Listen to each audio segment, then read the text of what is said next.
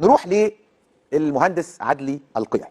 يمكن اليومين اللي فاتوا كنت اتكلمت على تصريحات المهندس عدلي القيعي وتشبيهه لشخصيه في احدى المسلسلات بنادي الزمالك الكبير والعريق.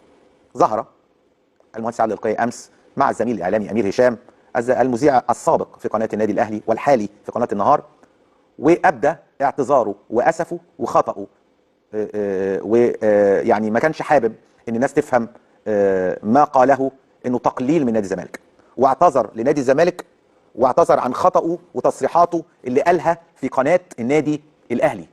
تمام؟ من هنا طالما المهندس عادل القيعي عرف خطأه وعرف انه كان غلطان وابدى اعتذاره، فمن الطبيعي ان احنا نتقبل الاعتذار، لان كلنا بنخطئ وكلنا بنغلط وكلنا ما بنحس ان احنا اخطأنا. من شيم الكبار هي الاعتذار. اللي اخد اللي انا قلته عن الزمالك انه قصف جبهه، حقكم عليا وخلصت. واللي صدر لكم المشهد قصده يصدروا كده، وما تعش دور غير حقيقي، والاعلام مسؤوليه. اي شخص يرى انني ضايقته حقكم عليا، وانا لم اقصد الكيان، فالزمالك له عراقه ومكانه.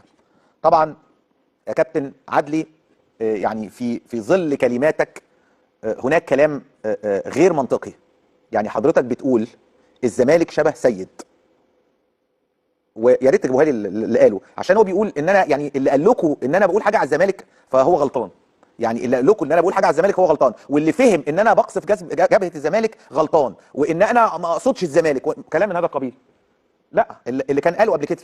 فمعلش مع احترامي، اما البني ادم يجي يعتذر عن خطأ قاله، لابد ان يعتذر عن الخطأ دون التلميح وتعبير ان هو لم يقصد تماما، وان اللي وصل لكم الكلام ده هو اللي غلطان. لا، هو اي واحد بيفهم ومتعلم ومثقف بيقرا الكلام اللي قاله المهندس عادل القيعي هيعرف ان هو بيقلل من نادي الزمالك وبيقلل من مكانه الزمالك، وانه يعني بيقول كلام يعني في نوع من الاهانه لنادي الزمالك.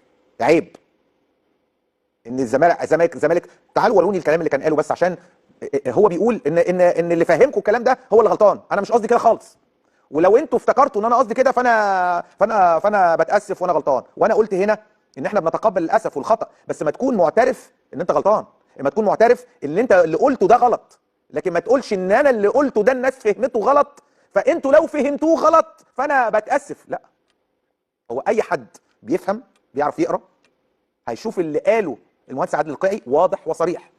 هو بيقول كلام لا يليق ضد نادي الزمالك الكبير والعريق، واعتقد لو جبتوا لي الكلام اللي قاله هيوضح ان مش انا بالعربي كده يعني بيقول اللي فهمكم الكلام هو اللي غلطان. هو ممكن يكون بيرمي عليا انا، لكن انا عمري ما كنت هتكلم على المهندس عادل القيعي ولا هجيب سيرته ولا الموضوع منتهي مفيش حاجه.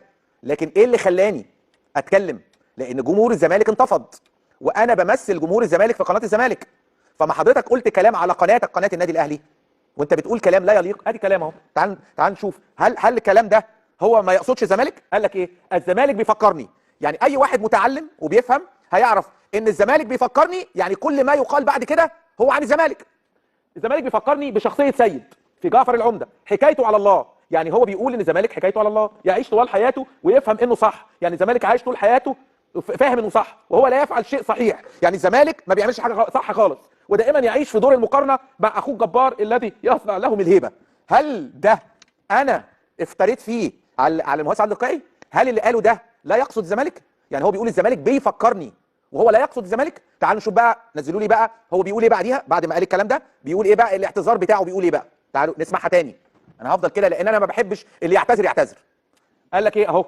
اللي انا قلته عن الزمالك انه قصف جبهه، حقكم عليا وخلصت. واللي صدر لكم المشهد، مين اللي صدر المشهد؟ حضرتك اللي صدرت المشهد. قصده يصدروا كده. يعني قصده يصدروا كده، يعني انت الكلام اللي قلته ده حد يفهمه غير كده؟ وما تعيش دور غير حقيقي، والاعلام مسؤوليه. يعني ايه الاعلام مسؤوليه؟ يعني طب ما تقول الكلام ده لنفسك يا باش مهندس عدلي. الاعلام مسؤوليه، انت اللي بتقول ده على الزمالك، انت اللي بتقلل من نادي الزمالك. يعني اذا كان انا لما جيت رديت لم اذكر نادي ولم اذكر اي اعلامي، انت بتقول الزمالك. على العموم في النهايه طبعا جمهور الزمالك انتفض واتضايق من تصريحات المهندس عادل القيعي، المفروض ان هو رجل كبير القامه وكبير في السن، وبالتالي لابد ان تكون تصريحاته اكثر عقلانيه، وان هو اكتسب خبرات على مدار حياته تخليه يعرف يقول ايه وما يقولش ايه. على العموم انتهت القصه، والمهندس عادل القيعي اعتذر لما قاله ضد نادي الزمالك.